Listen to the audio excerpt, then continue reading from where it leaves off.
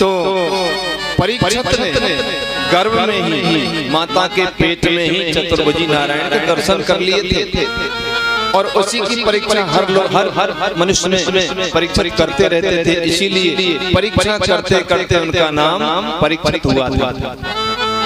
वैसे परीक्षित का नाम था विष्णु भगवान ने गर्भ में ही उनको दर्शन दिए थे, इसलिए उनका नाम था विष्णुराज। परीक्षित भाग्यशाली है कि माता के गर्भ में भगवान के दर्शन हुए, यही कारण वो उत्तम श्रोता है। पांडव प्रसन्न हुए, ब्राह्मणों ने बुलायो, हे ब्राह्मण देव, ये बच्चा हमारे यहाँ या को भविष्य देखो। ब्राह्मण कहने लगे, हे महात्मा युधिष्ठिर, ये बालक ब्राह्मण भक्त होगा, ब्राह्मणों की सेवा करेगा, सत्य प्रतिज्ञ होगा, सत्य बोलने वाला होगा और मर्यादित होगा, मर्यादा में रहेगा, वेद शास्त्रों का अध्ययन करेगा और तुम्हारे कुल की रक्षा करेगा। लेकिन एक ही दोष है या कुंडली और सब काम सही है, लेकिन एक दोष है। तक्षकादात्मनो मृत्युम तुझ पुत्रोपसर्जता प्रतपस्यत सुरत मुक्त संगा पदम हरे। तक्षक जिसको डसेगा, तक्षक नाग इसको डसेगा और 7 दिन में इसकी तक्षक के डसने के बाद मृत्यु हो जाएगी। ब्राह्मण कुमार के श्राप से जब ब्राह्मण पुत्र इसको श्राप देगा तो 7 दिन में इसकी मृत्यु हो जाएगी। आसक्ति को छोड़ करके, घर को छोड़ करके, महलों को छोड़ करके गंगा जी के किनारे पे जाएगा और सुखदेव जी इसको ज्ञान प्राप्त कराएंगे, अभय पद को प्राप्त कर लेगा। इसका नाम होगा विष्णुराज।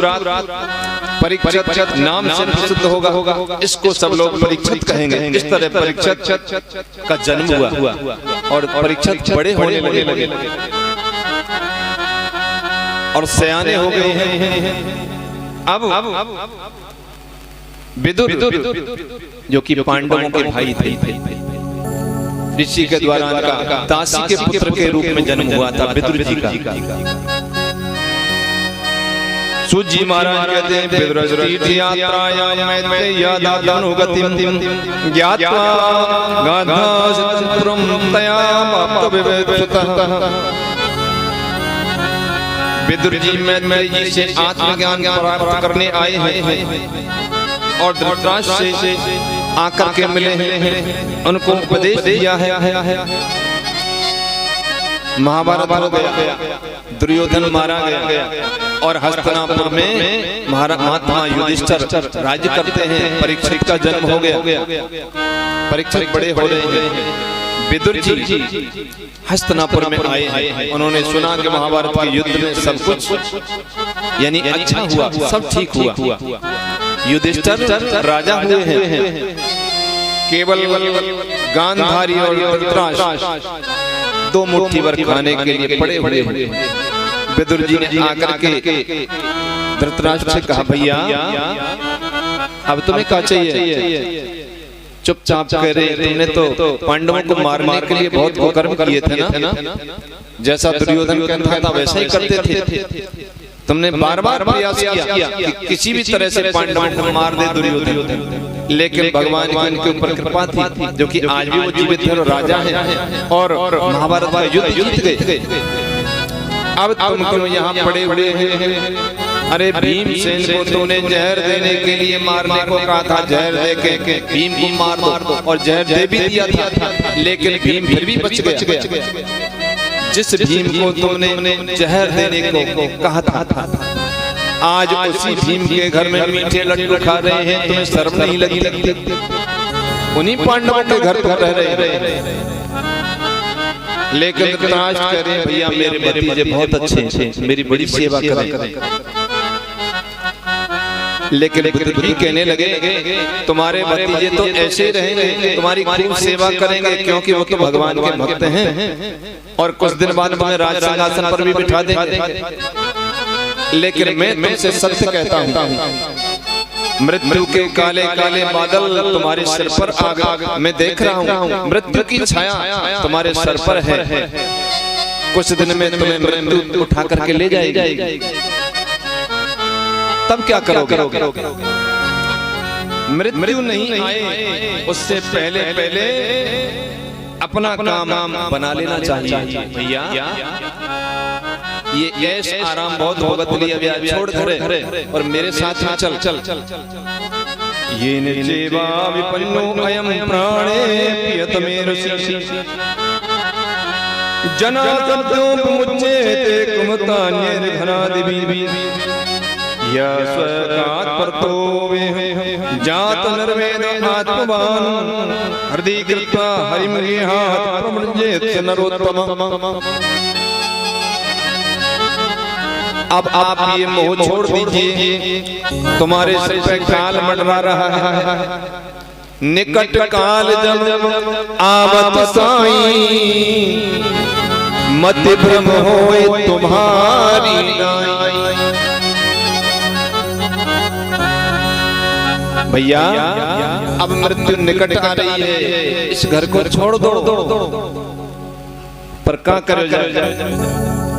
कितनों बुढ़ापा आ जा आदमी कितनों बूढ़ो है, लेकिन फिर यही कहेगो कि मेरे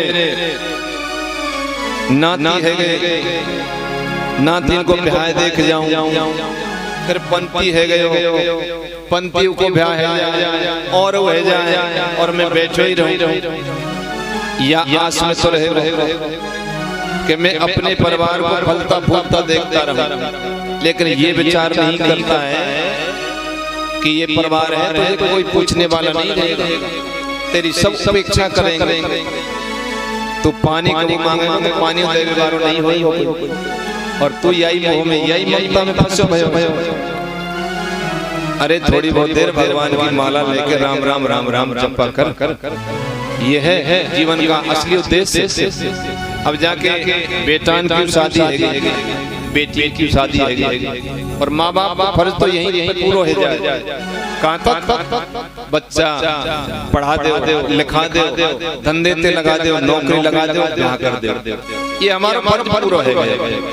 अब या के बाद में क्या चाहिए भैया? जब हमारा कर्तव्य माँ बाप को पूरा है गयो और चौथोपन आ गया, 58 के 60 के बाद में चौथोपन लग जाए, अब क्या रह गए? अब तो 2 टाइम की रोटी छेन ले और माल लाई ले बस। क्यों परपंच में क्यों पड़े हो जाए? हुक्मा भगत जी हमारा चेला है, यही बात समझा रहे। आप तो का लेना देना, अब तो दन्नाटे माला चल बस परपंच में पड़े ही। रोटी तो दे घर के, सुबह खा जा, शाम को खा जा, माला लगे। अब क्या करना भाई? जब तक तो जोर रहे, जब तक बेटा बेटी की ब्याह शादी नहीं है जाए। अब कहाँ है? कुछ ना, हमारा फर्ज पूरा है गया। लेकिन सोचिए वही है जो इसी माया में फंसा रहता है। मेरा नाती, मेरा पति, मेरा साथी, मेरा धन, मेरा परिवार, ये सब ना बीते, ये कभी नहीं बीतेगा। अब तो विदुर जी कह रहे भैया अब तेने बहुत खेल खेल लिए, अब चल मेरे संग वहाँ चल जंगल में भजन कर और अपनी मुक्ति की तरफ अपनी तरफ देख। दुनिया की तरफ तेने बहुत देखो, लेकिन अब अपनी तरफ देख। लेकिन निकट काल जब आवत साईं मध्य भ्रम होए तुम्हारी नाई।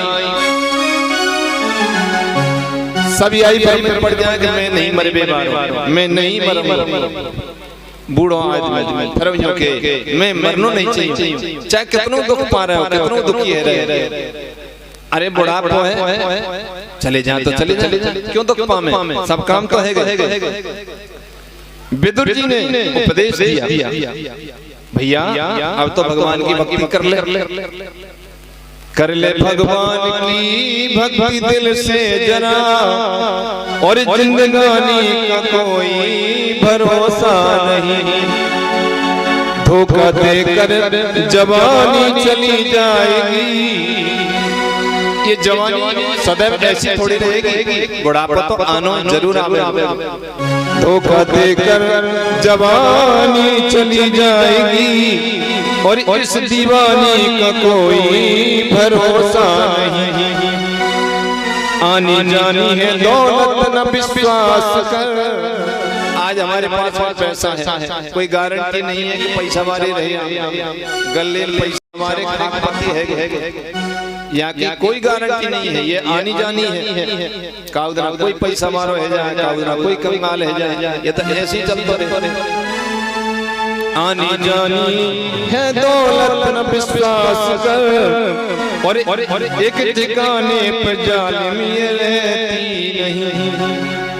इस दीवानी का कोई भरोसा नहीं, कर ले भगत जिंदगी का भी कोई भरोसा नहीं। और अंत समय पे तो सब ले जाए शमशान में, रोने वाले भी चुपचाप रह जाएंगे और साथ दे करके थोड़ा बिछुड़ जाएंगे। जाने कब मौत आकर तुझे घेर ले, इस दीवानी का कोई भरोसा नहीं। मृत्यु का कोई भरोसा नहीं होता, कब लेकर के चली जाए भैया। अब चल मेरे साथ। विदुर जी के उपदेश को सुनकर के धृतराष्ट्र गांधारी विदुर के साथ कहाँ पहुंचे हैं। विदुर जी लेकर के उनको सप्त स्रोत तीर्थ में, जहाँ गंगा जी की सहस्त्र धारा बहती है, गंगा जी वहीं पे निकले सहस्त्र धारा बहते, गंगा जी की सहस्त्र धारा सप्त स्रोत तीर्थ चले गए और वहाँ भजन करो, ध्यान करो, उनको सदगति हो गई। अर्जुन आज द्वारकापुरी से वापस आ रहे हैं। भगवान जब गए द्वारका तो अर्जुन को साथ में ले गए थे, संग में बूढ़े बच्चा है।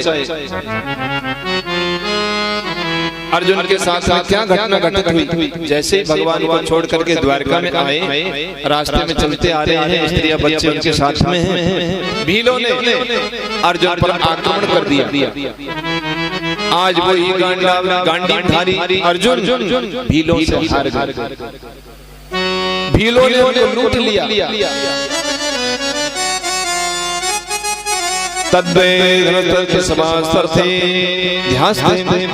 सो अमृतयो यत आनमन्तिं सर्वक्षणेन तद्भूत सदीशात् सारितं भस्मन् हुतं कुहकुरात् विमोक्तमूष्याम्।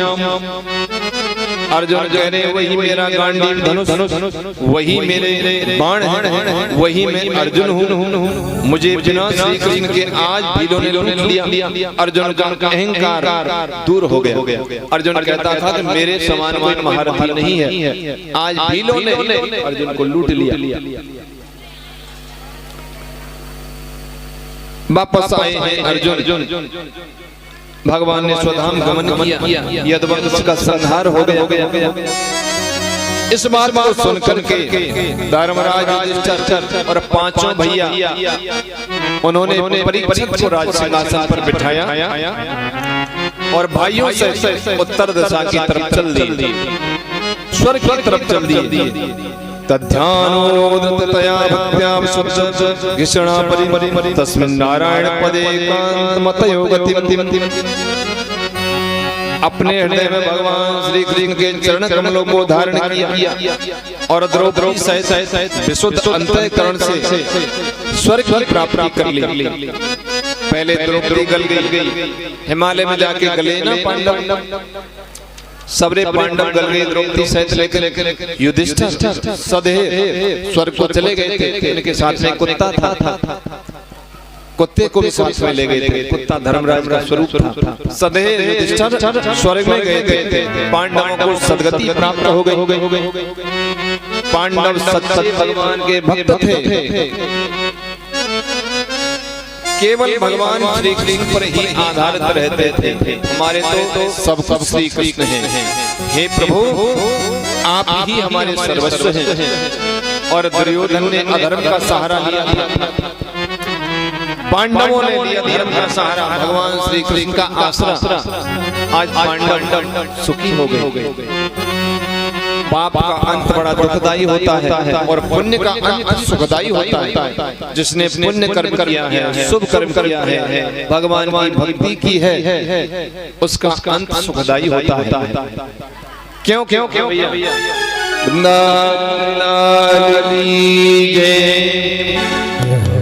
हाँ, एक भजन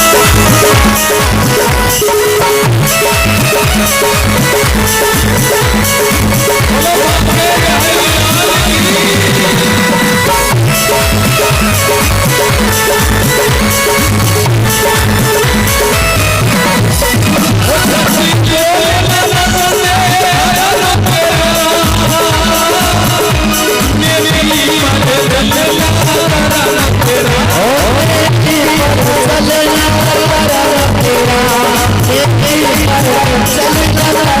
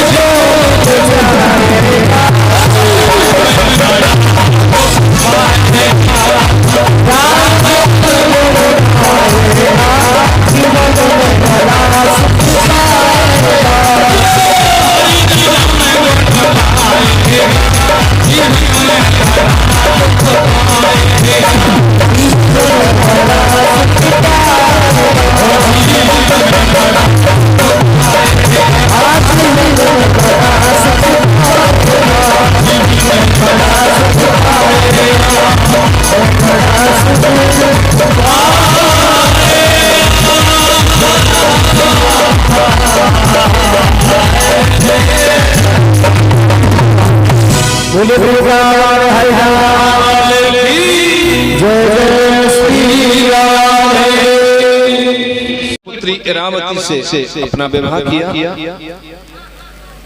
जन्मे जय इत्यादि के 4 पुत्र हुए। कृपाचार्य को आचार्य बनाया और 3 अश्वमेध उन्होंने यज्ञ किए। एक समय क्या हुआ, वो दिग्विजय करने के लिए रथ में सवार होकर निकले हैं। अनेक राजाओं से उन्होंने भेंट ली। उसी समय एक आश्चर्यजनक घटना हुई। शिविर लगा करके महाराज परीक्षक जंगल में रुके हुए हैं।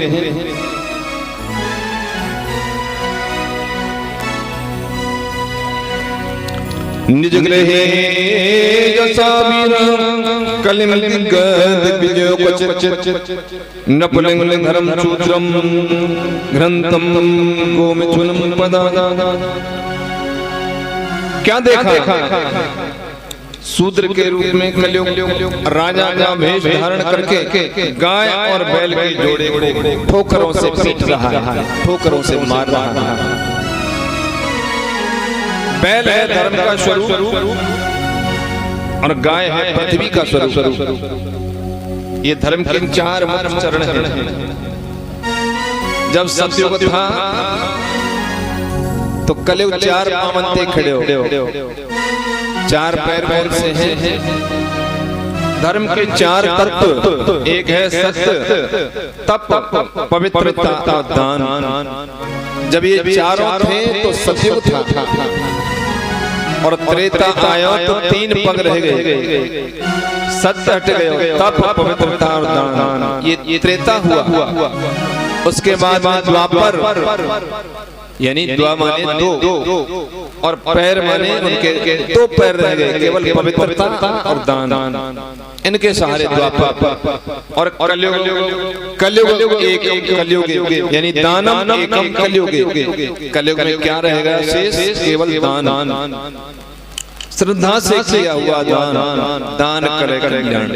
ये कलयुग में रह गया। कलयुग एक ही पैर से खड़ा हुआ है।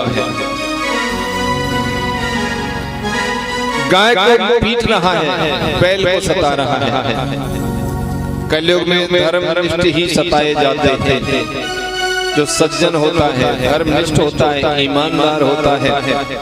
कलयुग में ऐसे आदमी की कोई ना पूछे, ऐसे आदमी जो ज्यादा बोलेगा, बड़बड़ करेगा और घमंड किसी बात करेगा जहाँ को जोर होगा, वाकई पूछो।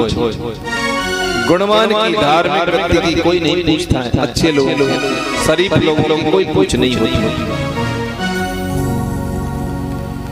गाय को मार रहा है और गैयान की तो आज का है हालत है रही है। भागवत में कलयुग को प्रसंग है। ये कलयुग धर्म रूपी बैल को मारता है और गाय को मारता है। गाय है पृथ्वी का स्वरूप और गैयान की आज का हालत है रही है। कितनी गैया डोले। परसों के दिन की बात है, ये बेचारे साउंड वाले आ रहे हैं वहाँ हमारे गाने का रास्ता हकीकत बता रहा। इनको मैं हमारे गांव तक आ गई, वहाँ यहाँ तक पहुँचाने के लिए मैं इधर से यूँ निकला। मैं आगे चल रहा हूँ मोटरसाइकिल पे। 8 बजे की बात के करीब और आगे सामने सफेद कछुआ दिखाई दी। ये पीछे चल रहे। जैसे ही मैं आया तो इतना छोटा सा बछड़ा या बछड़ी कुछ भी होगा, छोटी सी, और बेचारी वहां सड़क के किनारे खड़ी हुई। शायद वो ज्यादा दिन की नहीं। मैंने वहां रोका। अब रोक के देखो मैंने कोई अन्याय बांध तो ना गया या आड़े दगड़े की बंदी तो नहीं। फिर भी मैंने उसकी रस्सी ऐसे की, मैंने की बंदी तो ना, चलो इधर कहीं निकल जाए। लेकिन इतना छोटा सा वो बछड़ा या बछड़ी थी मेरे दिल में, मेरे आंखों में आंसू तक आ गए। मन कितना अन्याय हुई है जो इसको यहाँ छोड़ गए। इतनों सो न्यार खाती होगी। कहाँ है गया? तो गैयाओं की इस कलयुग में गौ माता है, पृथ्वी का स्वरूप है, धर्म का स्वरूप है। ऐसी अवहेलना हो रही है जिसकी कोई हद नहीं। मैं भी गाय रखता हूँ, लेकिन चाहे बछड़ी डाले या बछड़ा डाले, जब तक वो बिल्कुल समर्थ नहीं हो जाता है, साल 2 साल को नहीं है, तब तक चाहे बछड़ा हो या कुछ भी हो, उसको मैं घर से बाहर भी नहीं निकलता। तो ये कलयुग तो है, इतना निर्दयी इंसान हो चुका है कि जब तक काम चले तब तक तो गैया तो दूध लियो और औलाद के बाहर भगा दो, जा कहीं भी। यही तो कलयुग है, इसी को तो कलयुग कहते हैं। धर्म कहाँ का धर्म रह गया? धर्म नहीं है। वो कलयुग काले पुरुष का शरीर लेकर के गाय और बैल के जोड़े को सता रहा है। परीक्षित महाराज वहीं शिविर लगा हुआ है।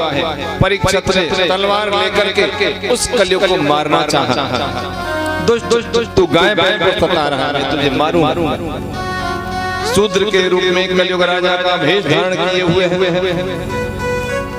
प्रगट 4 पद धर्म के कल में एक प्रधान, ये निविद दीने दान करे कल्याण।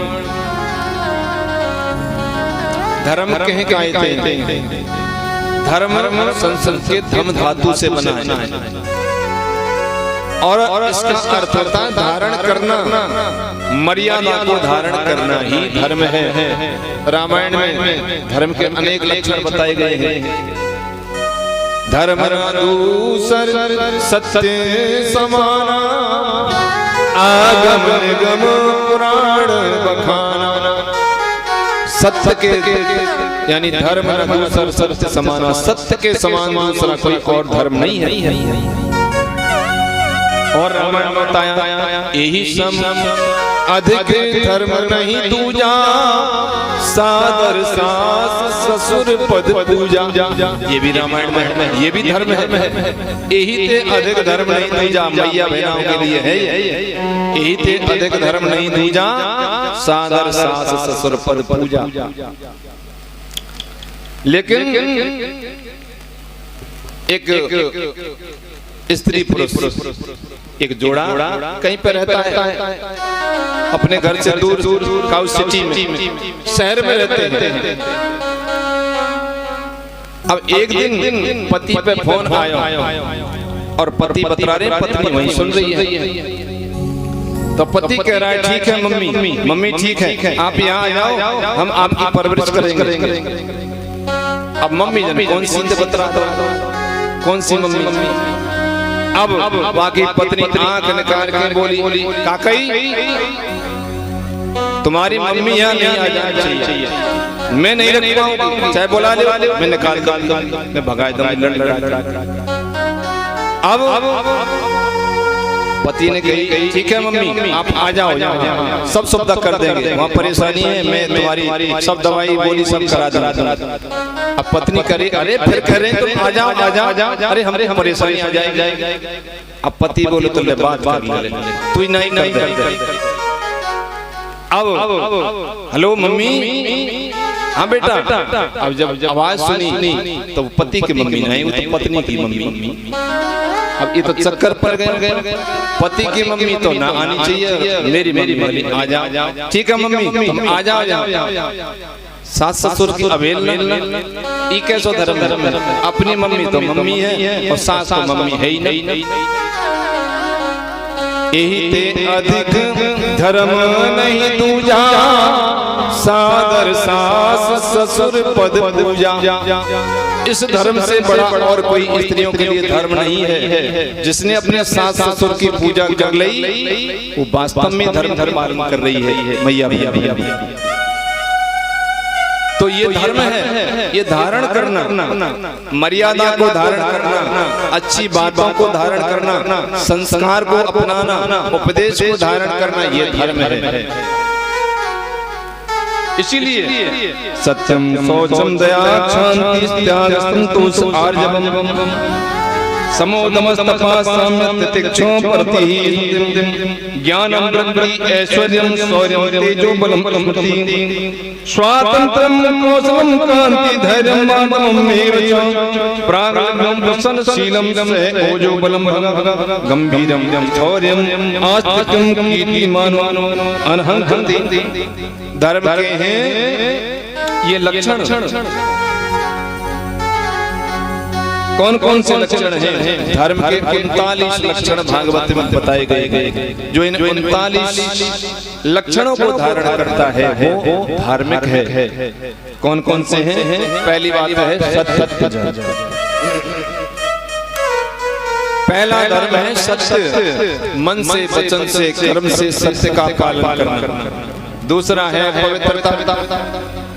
पवित्रता का अर्थ है अंदर से और बाहर से पवित्र रहे। बाहर से तो पवित्र रहे, नहाले धोले पाउडर साबुन सरफ शैम्पू सब कुछ बाहर की सफाई तो है गई, लेकिन अंदर की सफाई होनी चाहिए। अंदर की सफाई करी।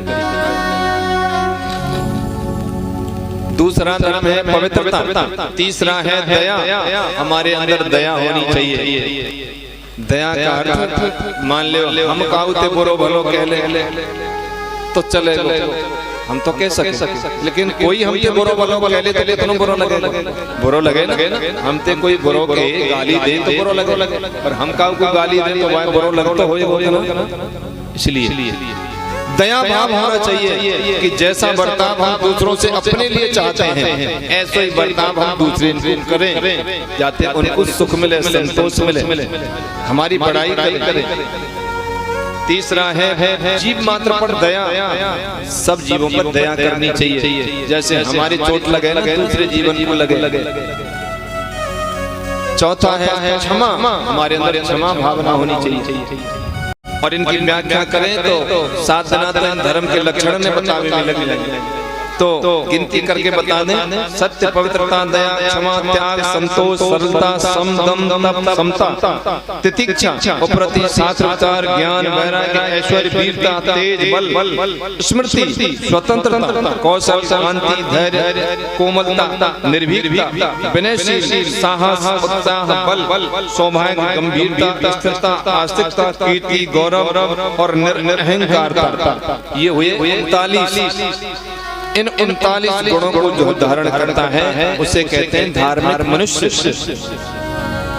राजा परीक्षित लोग को मारने के लिए तैयार हुए, कहने लगे कि यस्य रास्ते प्रजा सर्वास तत्रस्ते सहवा साधुभि तस्मतमस्य नश्यन्ति कीर्तिरायो भगोर्गति।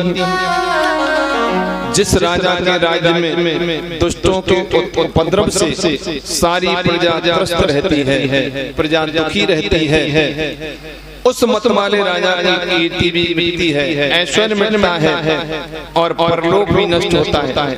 राजा का धर्म है दुखियों का दुख दूर करे और अपनी प्रजा का पालन करे, प्रजा को सुख दे।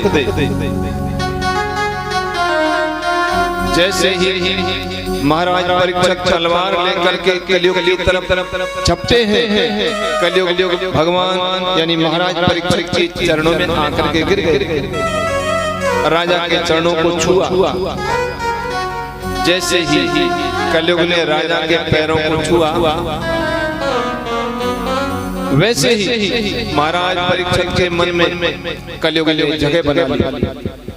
कभी भी पापी व्यक्ति का स्पर्श हमें नहीं करना चाहिए, क्योंकि पापी व्यक्ति के सूक्ष्म जो परमाणु होते हैं वो अशुद्ध होते हैं, और उसका साथ हम करेंगे तो वही परमाणु हमारे अंदर प्रविष्ट हो जाएंगे और हमारी बुद्धि को भी बिगाड़ देंगे, हमारे मन को भ्रष्ट कर देंगे, बुद्धि को भ्रष्ट कर देंगे। यदि संग करना है तो अच्छे लोगों का करें।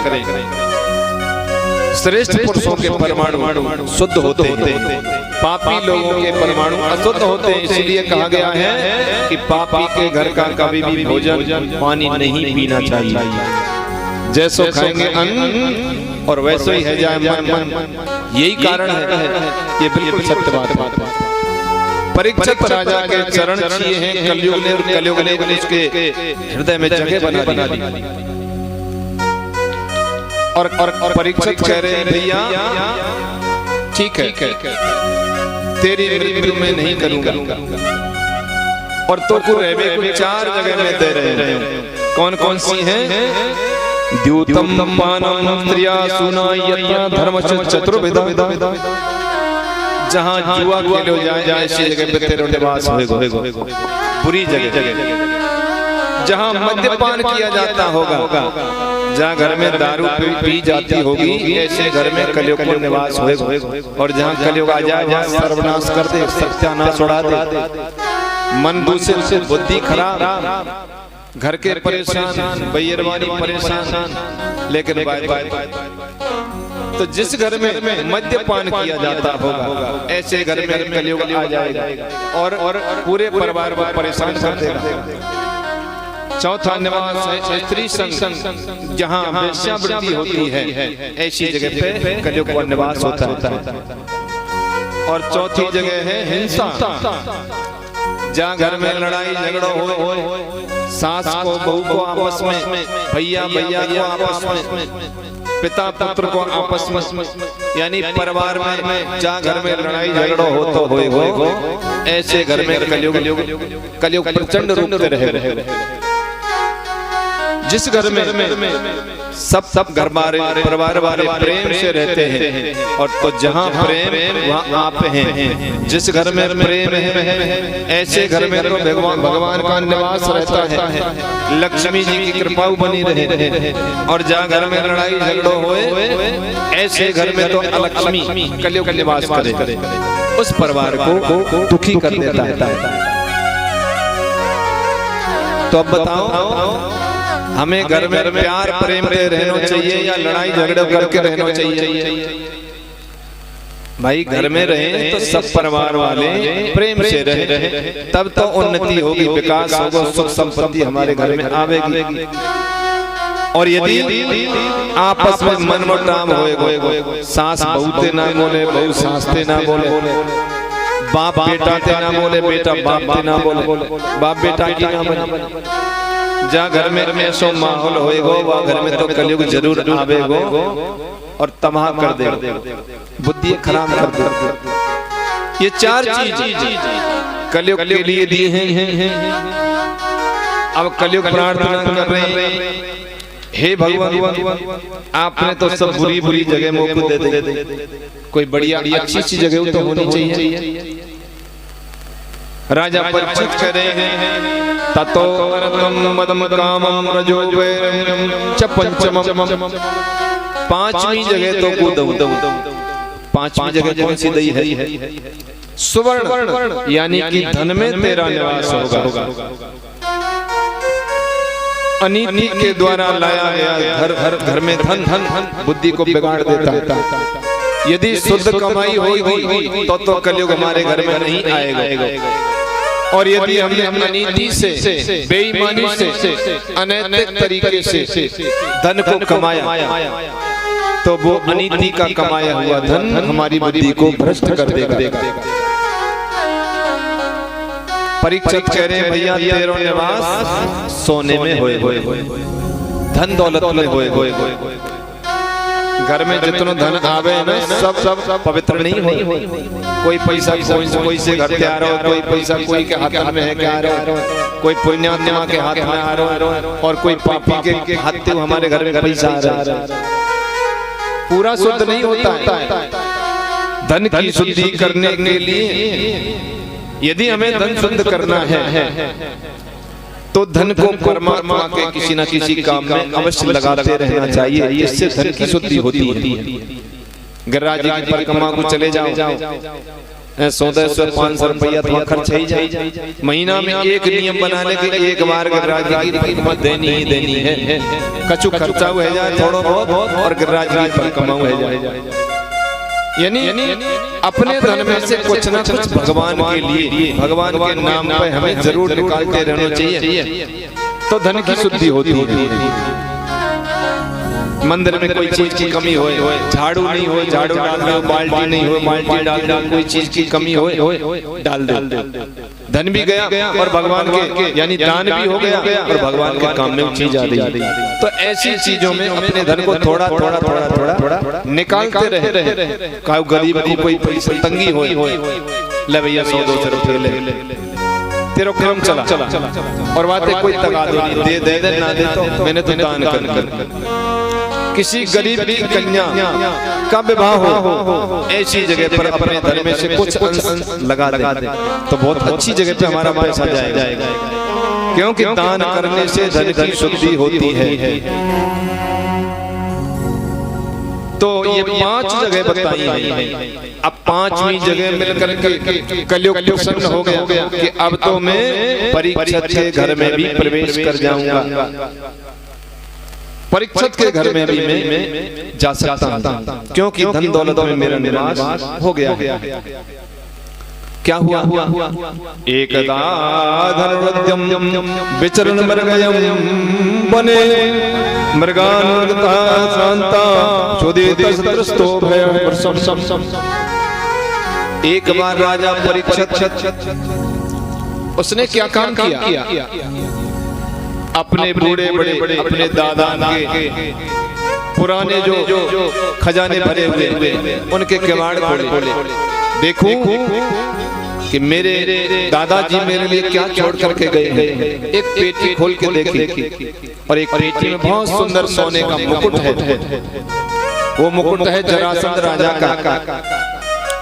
जरासंध के पुत्रों ने अपने पिता के मुकुट को पांडवों से मांगा था, लेकिन दिया नहीं था। वो अनीति का धन था। उस मुकुट को ला करके अपने घर में रख दिया। क्या हुआ? परीक्षित को वो मुकुट बहुत सुंदर लगा। उस मुकुट को अपने सर पर धारण करें और शिकार खेलने के लिए गए। जंगल में जाकर के अनेक जंगली पशुओं का संहार किया। राजा भटकते गर्मी के कारण राजा को भूख प्यास लगने लगी। पास में एक आश्रम है, समीक ऋषि का आश्रम। राजा घोड़े से आश्रम में प्रवेश कर गए। आज कलयुग के स्तर पर सवार है। कलयुग ने उस मुकुट में उनकी बुद्धि में प्रवेश कर लिया, क्योंकि अनीति का धन धारण किया हुआ है महाराज परीक्षित ने। परीक्षित की बुद्धि कलयुग ने बिगाड़। राजा घोड़े पर बैठा हुआ है। राजा को प्यास लगी हुई है, भूख लगी हुई है। अब वो सोच रहा है कि समीक ऋषि तो अपने ध्यान में समाधि में मस्त बैठे हुए हैं। राजा के मन में कैसे विचार आए? जो राजा सदैव संतों का सम्मान करता था, संतों के चरणों में साष्टांग दंडवत करता था, आज उसी राजा के विचार बदले और क्या सोचने लगा कि मैं यहाँ का राजा हूँ और ये ऋषि संत महात्मा मेरे पाले पल रहे हैं, मेरा ही अन्न खाते हैं और मेरा सम्मान नहीं कर रहे। जो राजा संतों के, ब्राह्मणों के, बुजुर्गों के चरणों में गिर करके उनको साष्टांग दंडवत करते थे, आज ऐसा चाहते हैं कि ये संत मेरा सम्मान क्यों नहीं कर रहे? आज संतों से वो सम्मान अपेक्षा कर रहे हैं। घोड़े पर बैठे हुए। बुद्धि खराब हो गई, बुद्धि बिगड़ती है, तभी हम संतों का भी अपमान कर देते हैं, बुजुर्गों का भी अपमान, ब्राह्मणों का भी अपमान कर देते हैं। लेकिन सावधान रहना, याद रखना सबको, कभी भी हमसे कैसे भी किसी संत का अपमान नहीं हो जाए, नहीं तो इतना बुरा श्राप लगेगा कि नहीं संभल पाओ। संतों से बच करके रहना, जहाँ तक बने इनको प्रणाम ही करते रहे, इनसे उल्टा सीधा कुछ न कहें, वरना बहुत बुरी बात है। सदाचारी ब्राह्मणों से, संतों से, बुजुर्गों से, गरीबों से बच करके रहना, गरीबों को मत सताना, जितना बन सके उनका सहयोग कर देना, लेकिन उनसे उल्टा सीधा बर्ताव मत करना, क्योंकि गरीबों में, संतों में, सदाचारी ब्राह्मणों के अंदर, भक्तों के अंदर विशेष रूप से परमात्मा का निवास होता है। जो अपराध भगत कर करई, राम रोस पावक सोजरई। जो संतों का भक्तों का अपमान करता है, भगवान कहते हैं कि उसकी खैर नहीं, उनकी खैर नहीं, उनको मैं नहीं बख्शूंगा। इसलिए संतों का ब्राह्मण मुझे देख करके नेत्र बंद किए हुए बैठा है और ये मुझे मेरा सम्मान नहीं कर रहा है, मैं प्यासा हूं, मुझे पानी नहीं दे रहा है। राजा परीक्षित ने क्या काम किया? एक मरा हुआ सर्प पड़ा हुआ है, उस मरे हुए सर्प को अपने धनुष से उठा करके समीक ऋषि के गले में डाल दिया। गले में डाल के राजा चला गया।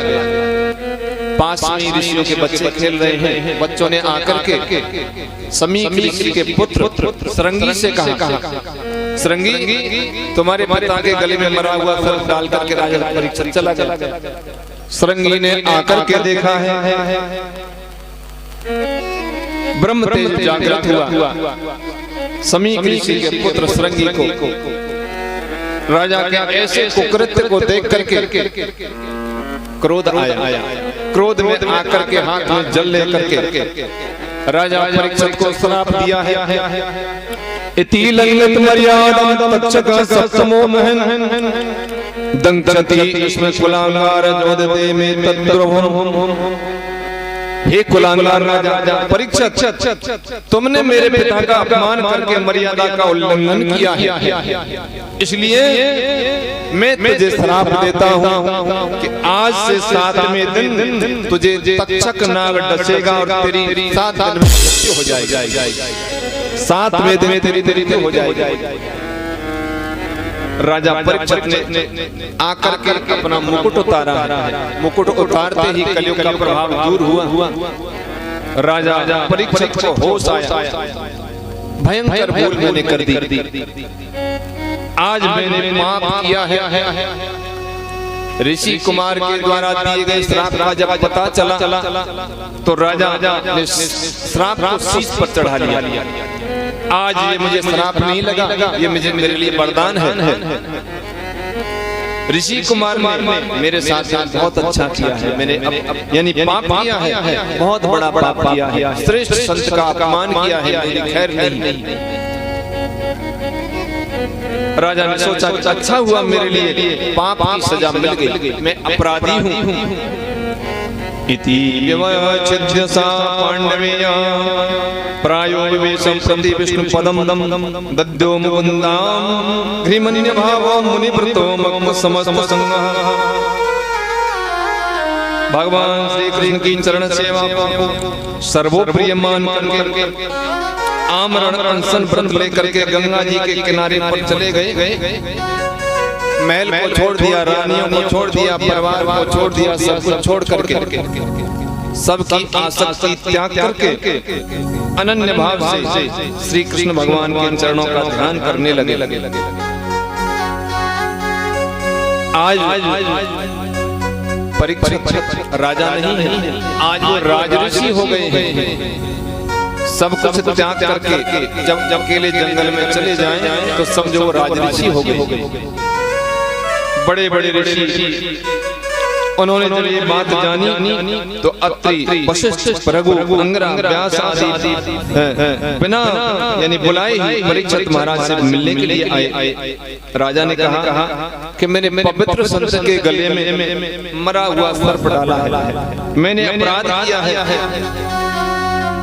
मेरा उद्धार कीजिए, मेरा मरण सुधारिए।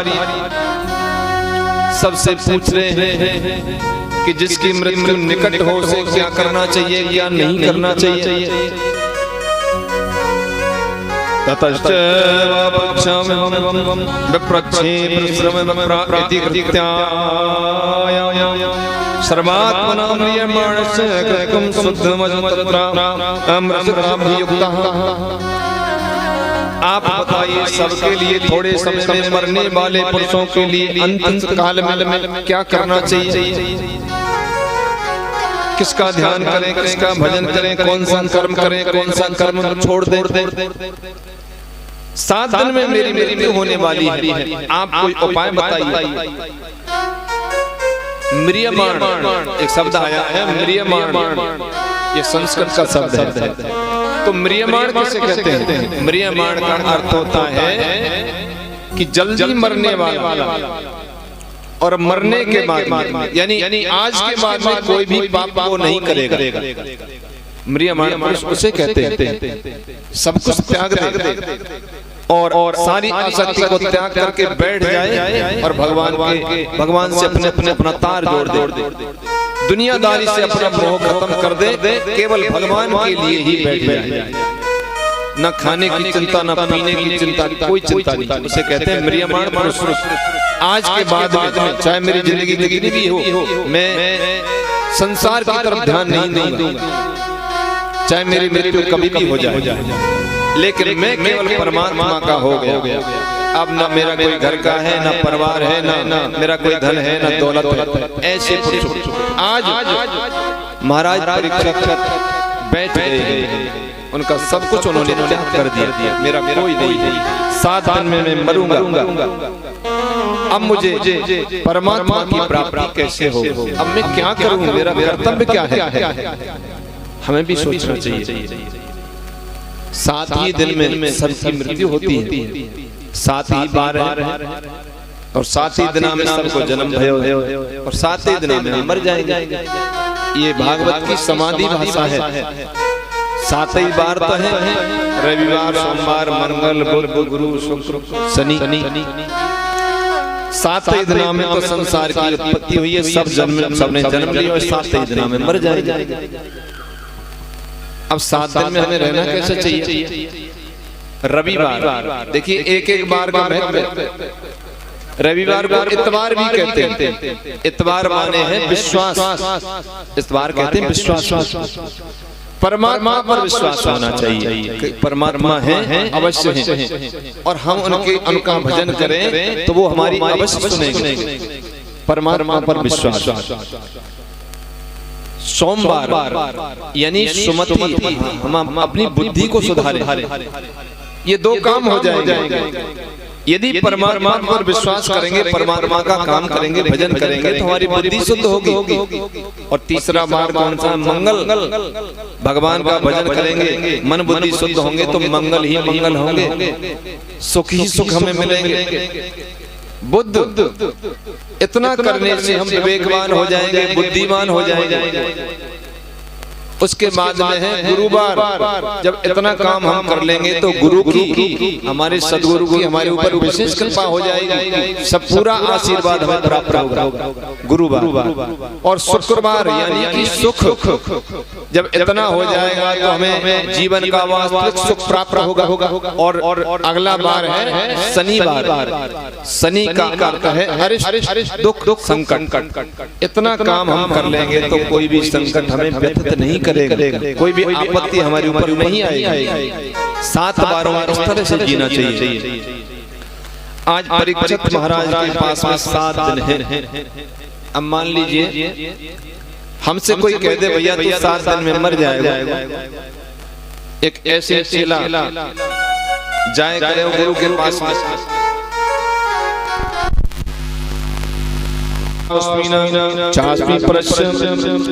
भगवान की प्रार्थना कर रहे हैं, द्वारिकानाथ में आपकी शरण में आया हूं। आपने जब मेरा जन्म उजागर कर दिया, आप ही की कृपा से मेरा जन्म सिद्ध हुआ था, वरना मैं तो गर्भ में ही मर जाता था। अपने मेरा जन्म उजागर कर किया है तो मेरी मृत्यु भी सुधारी है। जब परमात्मा की ऐसी आराधना की गई, जब हृदय से प्रेम पूर्वक कोई भी भक्त भगवान को याद करता है तो ऐसे भगवान कठोर नहीं है कि उसकी प्रार्थना को सुने नहीं, अवश्य सुनते हैं। भगवान ने सुखदेव जी को भेजा है, परमात्मा की प्रेरणा से सुखदेव जी वहां पधारे हैं। सुखदेव जी प्रकट हुई।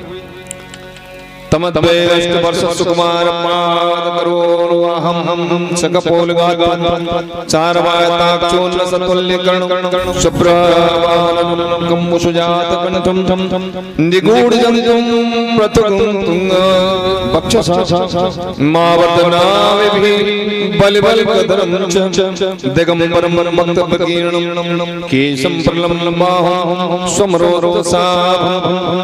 अब दूत भेष धारण किए हुए 16 वर्ष की अवस्था, हाथ जंगा, नासिका, कान सुंदर, मनोहर नेत्र, शंख की तरह गला, चौड़ी छाती, घुंघराले बाल, लंबी लंबी भुजाएं, दिगंबर भेष सुखदेव जी महाराज पधारे। परीक्षित ने सुखदेव जी की पूजा की, उनके चरणों में बैठ गए और हे भगवान यच्छरो तत् मथो जप्यम यत् कर्तव्यम भी प्रभो स्मरतव्यम भजनीयम वा ब्रूहि यद्वा विपर्ययम्। भगवान मरणासन मनुष्य को क्या करना चाहिए, किसका श्रवण करे, किसका जाप करे, किसका स्मरण करे, किसका भजन करे, किसका त्याग करे। आप मेरे गुरुदेव हैं, 7 दिन में मेरी मृत्यु होगी, 7 दिन में मैं क्या करूं क्या नहीं करूं, आप मुझे ज्ञान प्रदान कराइए। अब मुझे क्या करना है। और जब सच्चे सदगुरु मिल जाते हैं ना, और चेलाऊ सही मिल जाए, चेलाऊ बढ़िया मिल जाए, तो सबरे काम बन जाए। आज चेला क्यों चाहिए कि 7 दिन में मुझे कहाँ करना है वह बताओ, मैं वही करूंगा। और गुरु भी सच्चे सदगुरु हैं, आज अपने शिष्य को सदगति देने के लिए आए हैं। सुखदेव जी कह रहे राजन चिंता मत करो, कोई चिंता नहीं है। 7 दिन तो क्या 7 मिनट में मुक्ति हो सकती है, तब तक तुम्हारा कुछ नहीं बिगाड़ेगा, कोई चिंता न करो। 7 दिन तो बहुत है कि चिंता न करो राजन, 7 दिन बाकी अभी, घड़ी भर में ही परलोक प्राप्त होता है। खटवांग से राजा का मोक्ष 2 घड़ी में हुआ, तेरा तो शरीर अभी 7 दिन तक रहता है। मेरा यह कथन ऋषि सभी साक्षी हैं, भागवत पुराण से कष्ट सब मिटता है। देखता हूँ आज से 7वें दिन तुम्हारे लिए मोक्ष द्वार प्रभु मार्ग कैसे नहीं खुलता है। 7 दिन में सदगति कराए ऐसा गुरु वास्तव में सच्चे गुरु कि करता करे न कर सके, गुरु किए सब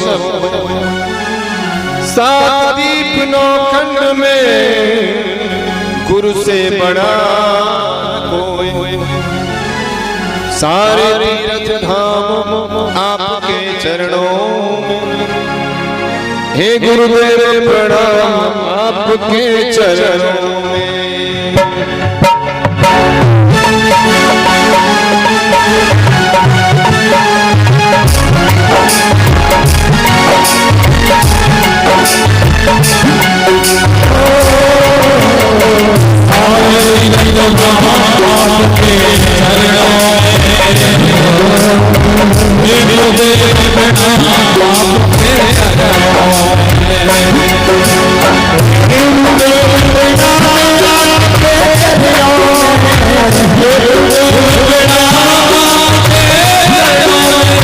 शिष्य भी बिल्कुल खाली है। आज गुरुदेव जो कुछ उसके हृदय में डालेंगे वो सब भरते हुए चले जाएंगे। सुखदेव जी कहते हैं कि हे परीक्षित, मृत्यु की वेदना बड़ी भयंकर होती है। काल को सिर पर रख करके हमेशा ईश्वर का चिंतन करो। जन्म मृत्यु जरा व्याधि दुख दोषान जन्म मृत्यु बढ़ापा व्याधि के दुखों को बार बार चिंतन करो तो वैराग्य उत्पन्न होता है। यही तो वैराग्य आवे भैया मैंने खूब कमाया, खूब धन दौलत, बेटी बेटा नाती सब कछु है, खूब बड़ो मकान है, जमीन है, बालक धंधे लग रहे, खूब कमाई है। पर सोचो कि एक दिन तो ये सब कछु छोड़ के जाना, ये शरीर भी छूटे।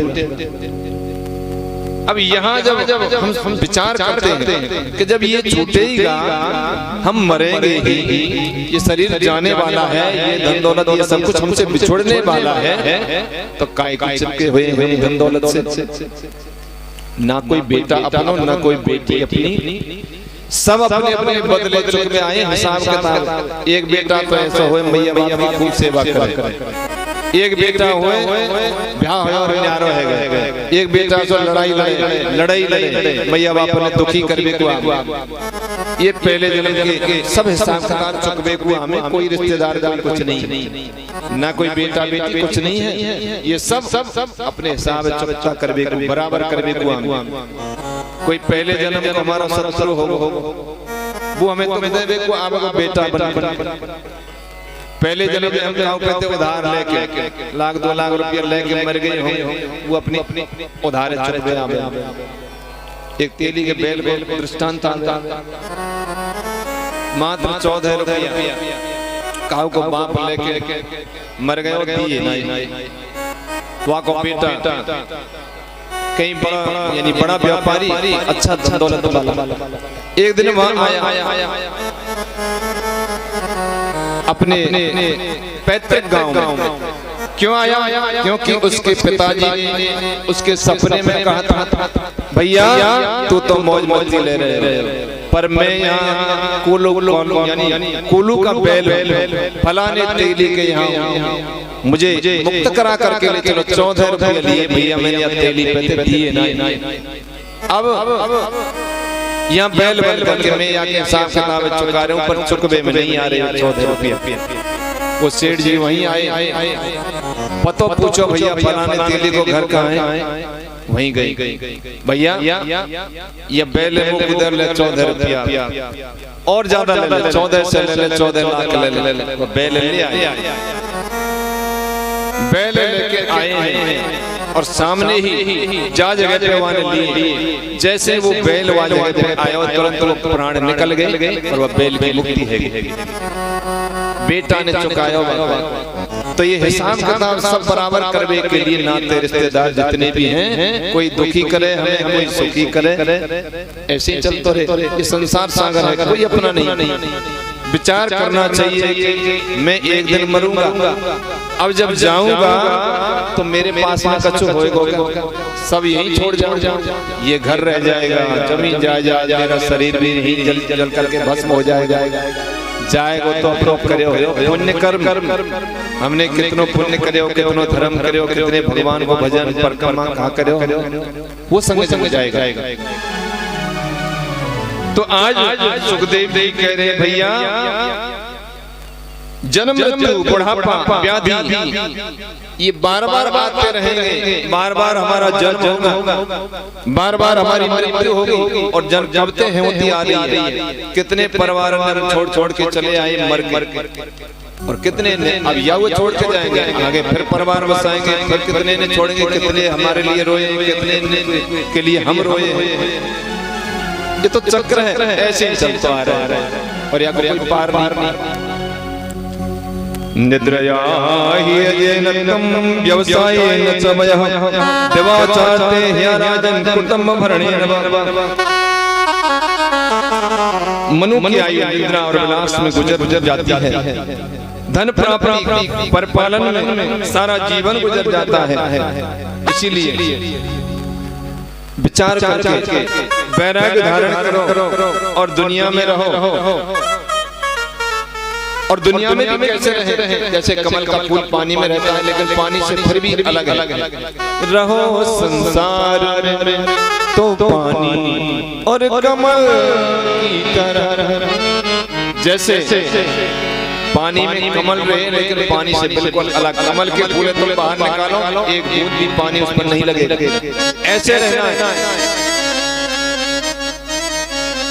सुखदेव जी कहते हैं संत पुरुष के कमल से मकरंद के समान झरती हुई ज्ञानमयी सुधा का पान करते रहते हैं। उन वसुदेव अवतार सर्वत्र भगवान व्यास के चरणों में मेरा बार बार नमस्कार है। मैंने सब साथ साथ देख डाले, विचार किया तो यही निकला कि सबके ध्येय केवल नारायण ही है। अतः उनका ध्यान करो, स्मरण करो तो मुक्ति होगी। ध्यान किए बिना ईश्वर का साक्षात्कार नहीं हो सकता है। धन दौलत घर परिवार हम इन सब के ध्यान में लगे हुए हैं कि कैसे धन की कमाई हो, मेरा बेटा मेरी बेटी इनका भरण पोषण कैसे हो। उसी तरह जैसे हम संसार का ध्यान करते हैं उसी प्रकार से हमें परमात्मा के ध्यान में लगना है। ध्यान में मन न लगे तो मन को मृत्यु के भय से भयभीत करो और मन से कहो, हे मन तू हमें दुनियादारी में भटका रखा है, न जाने कब से मरते जीते चले आ रहे हैं। कि क्षण भंगुर जीवन की कल प्रात को जाने खिली न खिली, मलियाचल की सुच शीतल मंद सुगंध समीर चली न चली। कल काल कुठार फिरता तन नम्र पे चोट झिली न झिली, रटले हरि नाम हरि रसना, फिर अंत समय हिली न हिली। भगवान का नाम जाप करे, सुंदर सा भजन बढ़िया चल 200 एक भजन।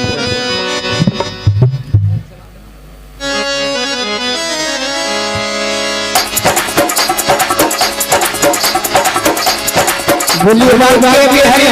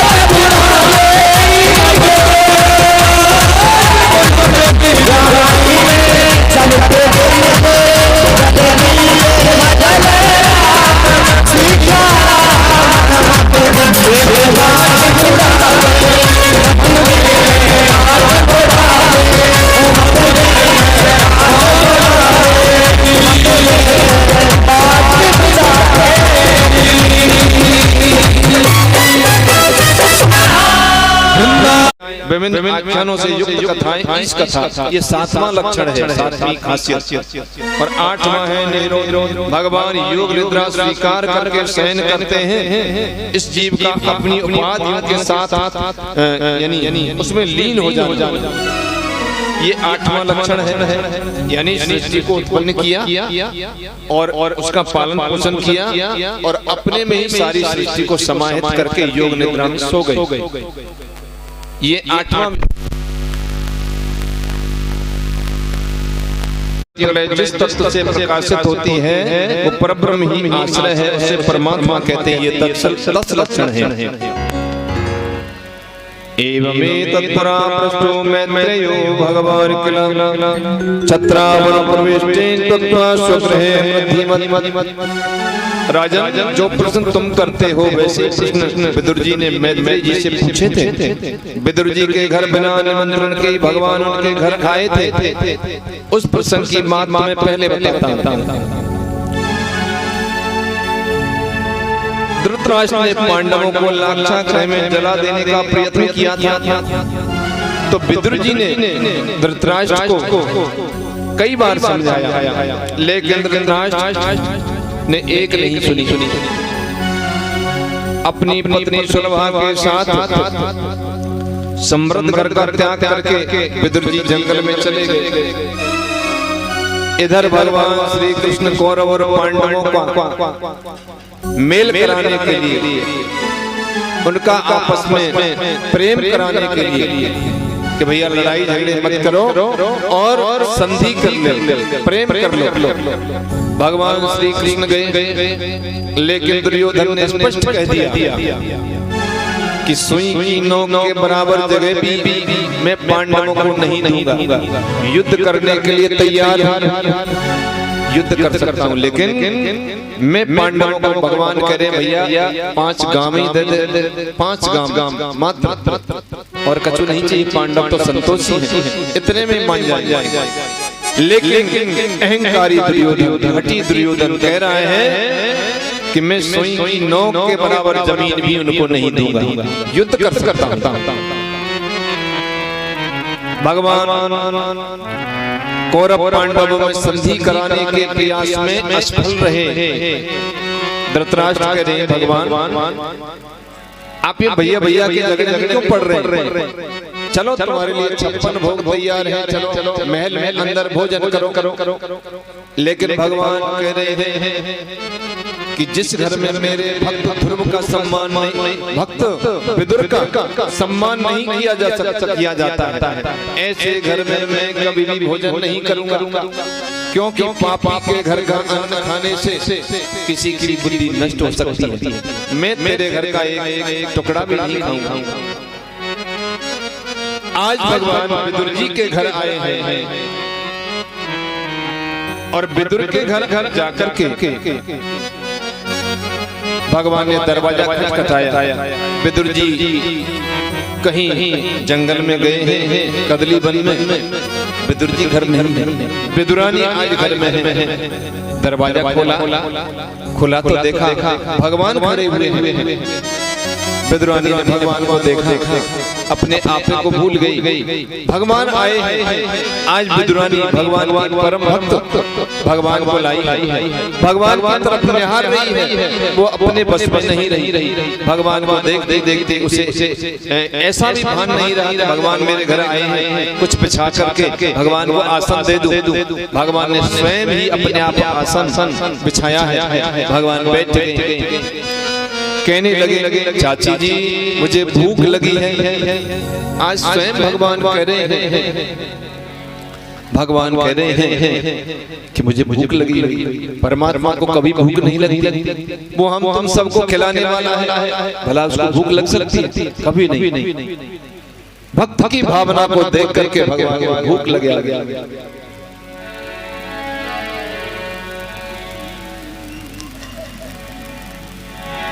कर्माबाई हमारे यहाँ पचपदा स्थान में हुई है। कर्माबाई ने उसके पिताजी उससे कह गए थे कि मेरे कान्हा जी को नहलाना धुलाना भोग लगा देना, मेरे गोपाल जी भूखे नहीं रह जाए। पिताजी तो चले गए, अब कर्माबाई ने खिचड़ा बनाया है, खिचड़ी बनाई है और भगवान को भोग लगा रही है। पर भगवान का खाम ऐसो कैसो इधर पर्दा लगा दियो, सब काम कर लिए, पर ऐसो इधर दो दिन है गए खिचड़ो रखियो है, भगवान खाई ना रहे। अब भगवान कैसे खावे, मैं क्या करूं, मेरे पिताजी कैसे जिमावे। कर्माबाई भगवान की आराधना करिए, गोपाल जी तुम भूखे रह जाएंगे तो मेरे बाबा होते आके लड़ेगा, जल्दी भोजन करो। अरे थारी भर के लाई खिचड़ो, ऊपर की बाटी जीवो मारा श्याम धनी, जिमावे बेटी जाती, जिमावे बेटी जाती। ऊपर की बाटी जीवो मारा श्याम धनी, जिमावे बेटी जाती, जिमावे बेटी जाती।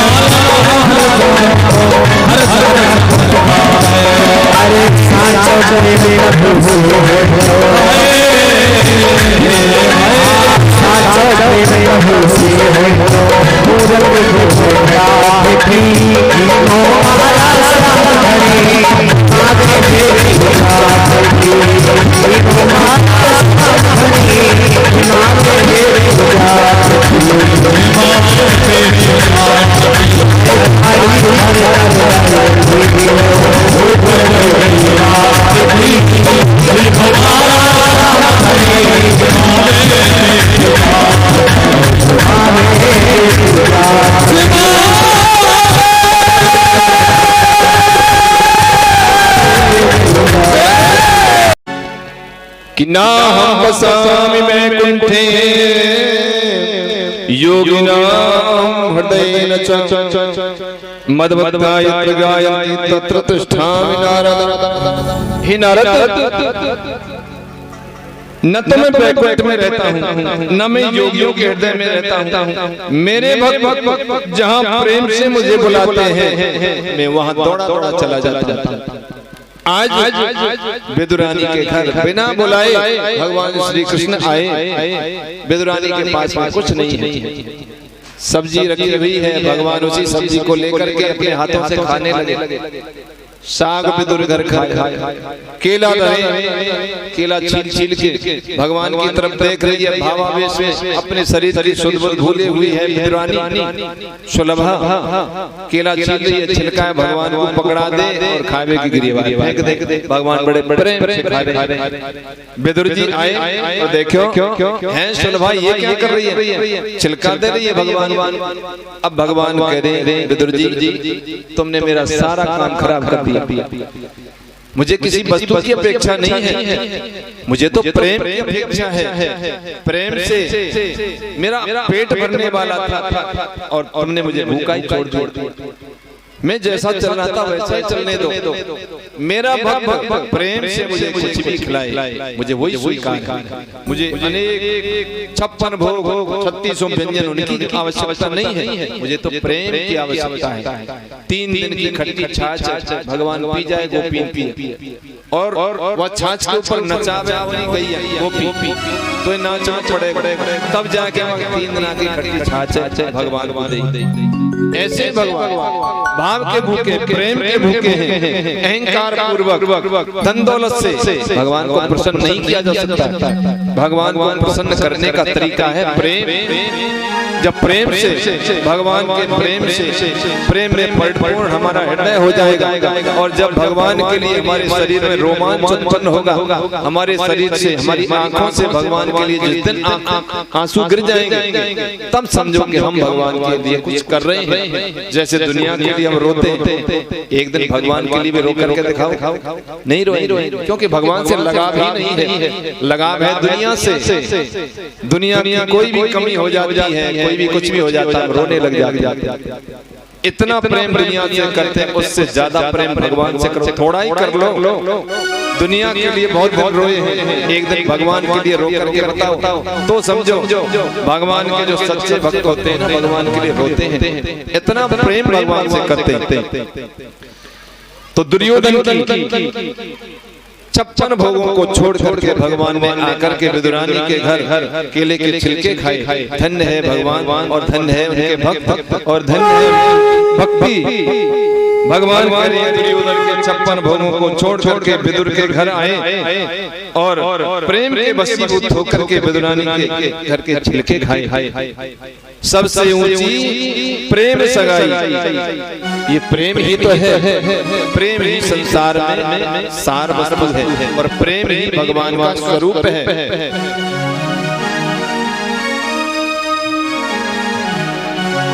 और देखिए कल से कथा में समय से आया करें और यही समय रहेगा।